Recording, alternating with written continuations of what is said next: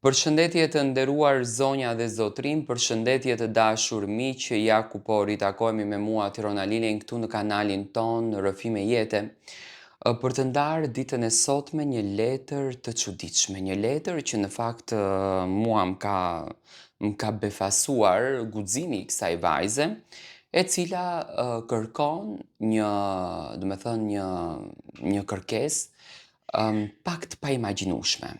Ajo është e lidhur me një burr të martuar, burri i martuar ka 3 fëmijë dhe sot kjo kërkon me këmbëngulje që ai të largohet nga familja e tij ose vajza në fjalë do t'ia shkatërron jetën. Dëgjoni letrën me detaje dhe jepni ju në fund mendimin. Dashurova një burr të martuar, sot i kam vënë një kusht. Ose lëre gruan, ose do t'ja bëj publike gjithçka. Nuk e di nëse do të më gjykoni apo do të përpiqeni të më kuptoni, e di vetëm se kam mbajtur një peshë të madhe në zemër dhe sot nuk mundem më që të hesht. Quhem Elvira, nuk jam krenare për historinë time, por është në thelbë e vërteta ime. Gjithçka në këtë mes nisi 3 vite më parë. Kur në vendin ku punoja erdhi një burr që më la pa fjalë. Ishte i qetë, i sjellshëm dhe dinte të fliste me shumë respekt. Në fillim nuk e dija se ishte i martuar. Kur e mora vesh, mendova se do të largohesha. I thash vetes se nuk do të futesha kur mes një familjeje. Por ai nuk u largua. Çdo ditë më shkruante, më tregonte se martesa e tij kishte mbaruar prej kohësh. Se jetonte vetëm për 3 djemt, se me gruan nuk kishte më dashuri. Më betohej se po priste vetëm momentin e duhur për t'u ndarë. Unë e besova. Besova çdo fjalë, besova çdo premtim. Besova kur më tha se unë isha gruaja që kishte pritur për të gjithë jetën. Kaluan muaj, pastaj një vit, pastaj 2. Dhe çdo herë që e pyesja, kur do ta zgjidhësh këtë histori, ai më përgjigjej, edhe pak. Nuk dua që t'i lëndoj fëmijët.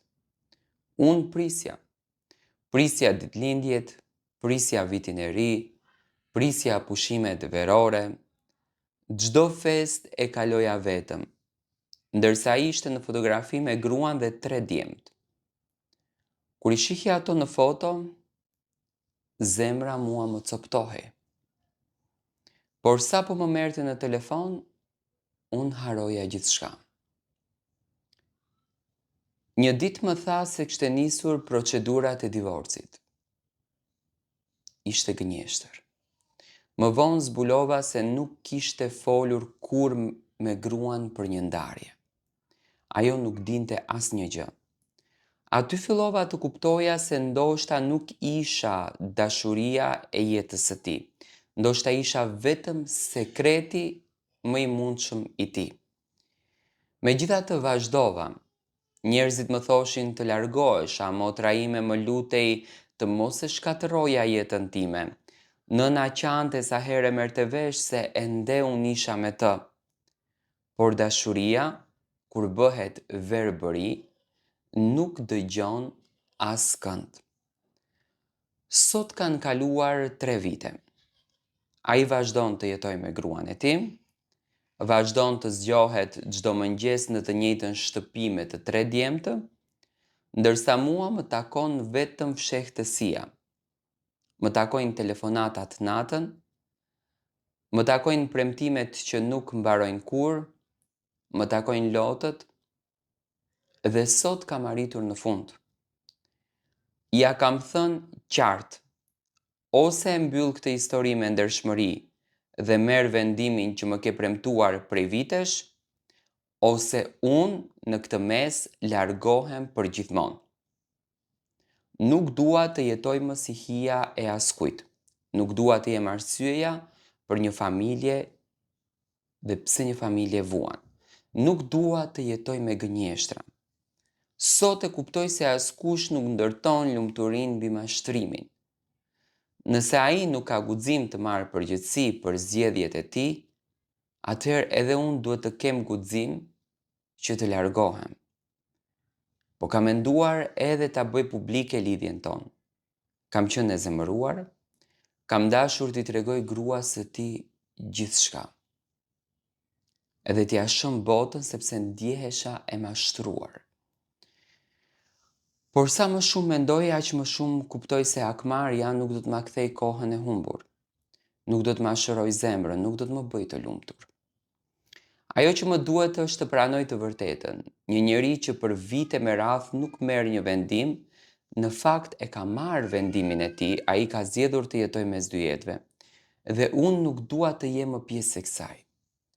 Nëse një ditë ai do të jetë i vërtet dhe i lirë, dhe do të vi tek unë me ndershmëri, atëherë do të mendoj nëse ja vlen ta dëgjoj.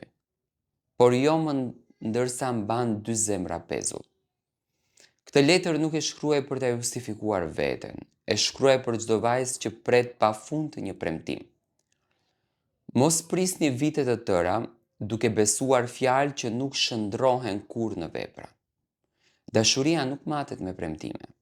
Dashuria matet me zgjidhje. Dhe kur dikush zgjedh çdo ditë të qëndrojë në të njëjtën jetë, atëherë përgjigjja është përpara syve tanë. Sot po largohem me lot në sy, por me ndërgjegje jashtëzakonisht më të qetë. Po zgjedh të shpëtoj jetën time në vend që të përpiqem të shkatroj jetën e dikujt tjetër, sepse vetëm kështu mund të filloj nga një e ardhme e re. Në fakt këto janë fjalët e kësaj vajze të nderuar, e cila me shumë emocion dhe me lot në sy ka shkruar këtë rrëfim të jetës së saj.